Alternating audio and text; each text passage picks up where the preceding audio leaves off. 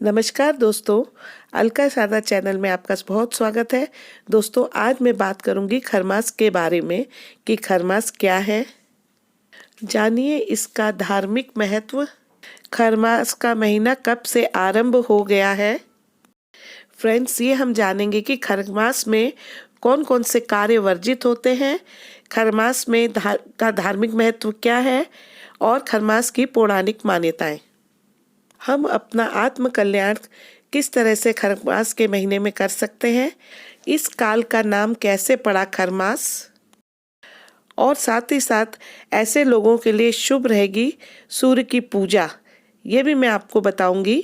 तो चलिए देखते हैं। ज्योतिष गणना के अनुसार जब सूर्य धनु राशि में आते हैं तो खरमास लग जाता है। 15 दिसंबर 2020 को यानी कि कल सूर्य वृश्चिक राशि में से निकलकर धनु राशि में लंगर डाल चुके हैं, अतः कल से खरमास शुरू हो गया है। इस राशि परिवर्तन को धनु संक्रांति के नाम से भी जाना जाता है। इसके बाद सूर्य मकर राशि में आते हैं, जिसे मकर संक्रांति कहते हैं। विशेष बात यह है कि देवगुरु बृहस्पति की राशि धनु या मीन में जब सूर्य चरण रखते हैं तो वो कालखंड सृष्टि के लिए विनाश लाता है। ये काल बहुत भारी होता है और प्राणियों को बेचैन कर देता है। ये समय जीव और जीवन के लिए उत्तम नहीं माना जाता है। धनु संक्रांति के साथ खरमास प्रारंभ। कल रात यानी कि 15 दिसंबर 2020 को रात को 9:31 पर सूर्यदेव वृश्चिक राशि से धनु में प्रवेश कर चुके हैं, अतः धनु संक्रांति शुरू हो चुकी है। धनु संक्रांति 1 महीने तक रहेगी।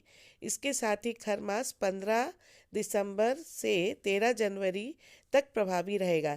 इसके बाद सूर्य मकर राशि में प्रवेश करेंगे और मकर संक्रांति शुरू होगी। 15 दिसंबर से 13 जनवरी को की अवधि खरमास होगी।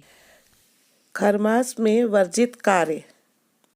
खरमास के समय शुभ विवाह, सगाई, लगन, मुंडन, गृह प्रवेश, उपनयन संस्कार आदि जैसे मांगलिक कार्य नहीं होते हैं। धार्मिक मान्यताओं के अनुसार जब सूर्यदेव धनु राशि में होते हैं तो अप्रिय और विचित्र परिणाम देते हैं।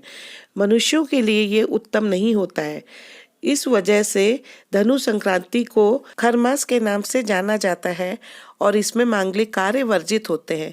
ऐसे कहते हैं जब सूर्य दक्षिणायन होते हैं तो लोगों को कई प्रकार के कष्ट घेर लेते हैं। इससे मुक्ति के लिए खरमास में विशेष तौर पर सूर्य देवता की आराधना करनी चाहिए। ज्योतिषीय मान्यता के अनुसार सूर्य अकेले ही ग्रहों के दुष्प्रभावों को नष्ट करने की सामर्थ्य रखते हैं। दक्षिणायन होने पर सूर्य की आंतरिक बल में कमी से अवांछित झमेलों का सूत्र प्राप्त होता है, पर उत्तरायण होते ही सूर्य नारायण जो होते हैं समस्त ग्रहों के तमाम दोषों का उन्मूलन कर देते हैं। अतः दैहिक और भौतिक कार्यों से मुक्ति के लिए दिनकर का उपासना असरदार मानी गई है। मोक्ष मुक्ति के इच्छुकों को गुरु सेवा, ध्यान, उपासना एवं आकाशीय ध्वनि सुनने का अभ्यास करना चाहिए। सूर्य देव की पूजा इस समय करनी चाहिए, इससे मन में सकारात्मक ऊर्जा पैदा होती है। हल्दी का तिलक प्रतिदिन लगाना चाहिए और भगवान विष्णु जी का जप ओम नमः भगवते वासुदेव नाम का जाप करना शुभ माना गया है। इस समय पीपल का पूजन भी करना चाहिए। खरमास का धार्मिक महत्व। खरमास में भले ही शुभ कार्य वर्जित हों, लेकिन माना गया है इसी दौरान धार्मिक यात्रा करना श्रेष्ठ माना गया है। इस दौरान सूर्य देव की पूजा करने से लाभ प्राप्त होता है। खरमास के समय पवित्र नदी में स्नान करने से कई रोगों से मुक्ति मिलती है। ऐसा कहा जाता है कि खरमास में पड़ने वाली एकादशी के दिन व्रत रखने से पापों से मुक्ति मिलती है। खरमास की पौराणिक मान्यता। पौराणिक मान्यताओं के अनुसार इस महीने में सूर्य के रथ के साथ महापद और ककोटिक नाम के 2 नाग, आप तथा वात नामक 2 राक्षस, तक्ष एवं अरिष्ट नेमी नामक 2 यक्ष, अशुभ व भग नाम के 2 आदित्य, चित्रागत और अरुणायु नामक 2 गंधर्व, सहो तथा सहस्या नामक 2 अप्सराएं और कृतु व कश्यप नामक 2 ऋषि संग चलते हैं। आत्म कल्याण में सहायक। मार्गशीर्ष और पोष का सांधि काल स्वयं में बेहद विशिष्ट है। फ्रेंड्स, ये महीना जो होता है आंतरिक कौशल और बौद्धिक चातुर्य से शीर्ष पर पहुंचने का मार्ग प्रकट करता है। इस समय यदि बाहरी जगत के बाहरी कर्मों से निर्मुक्त होकर स्वयं में प्रविष्ट होकर खुद को तराशा, निखारा एवं संवारा जाए तो व्यक्ति उत्कर्ष का वर्ण करता है। ऐसे लोगों के लिए शुभ रहेगी सूर्य की पूजा। बेरोजगारों, मुकदमे में फंसे लोगों, प्रमोशन की चाहत रखने वालों, अटके हुए पैसों को वापस पाने वालों और हृदय रोग के साथ ग्रस्त व त्रस्त लोगों को उगते हुए सूर्य देव की उपासना करनी चाहिए। कहा जाता है जिनका बार बार अपमान होता है, कोई कलंक लग चुका हो, मानसिक या शारीरिक प्रताड़ना झेलना पड़ती है, जीवन कर्ज में फंस गया हो, उन्हें इस अभिजीत मुहूर्त में सूर्य देव की उपासना करनी चाहिए। अन्य धन व भौतिक वस्तुओं की कमी से उभरने के लिए खरमास में डूबते सूर्य की आराधना करनी चाहिए। इससे लाभ होता है और साथ ही में सम्मान, ऐश्वर्य पाने के लिए खरगास मास में ब्रह्म मुहूर्त में सूर्य की आराधना करनी चाहिए। इस काल का नाम कैसे पड़ा? खरमास। खरमास नाम के प्रचलन में एक कथा प्रचलित है। प्रभाकर यानी सूर्यदेव अपने 7 घोड़े के रथ में भ्रमण कर रहे थे।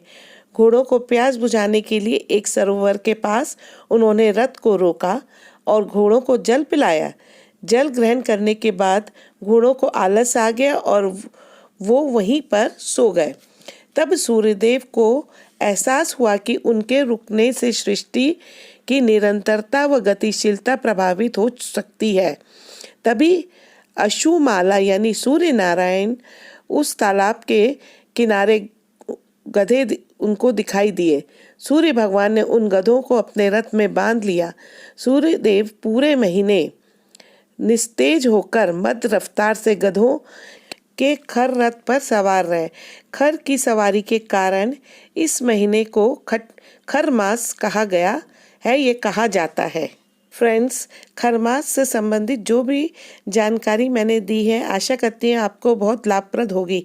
एक बार मैं आपको फिर बताती हूँ कि 15 दिसंबर 2020 से खरमास शुरू हो रहा है और ये 13 जनवरी 2021 के दिन, जिस दिन मकर संक्रांत वो मनाते हैं, उस दिन ये खरमास समाप्त हो रहा है। और इसे खरमास में आपको पूजा पाठ, दान और स्नान का विशेष ध्यान रखना चाहिए। दोस्तों, उम्मीद करती हूँ वीडियो आपको बहुत पसंद आएगा। मिलती हूँ इसी तरह के नए वीडियो के साथ। धन्यवाद।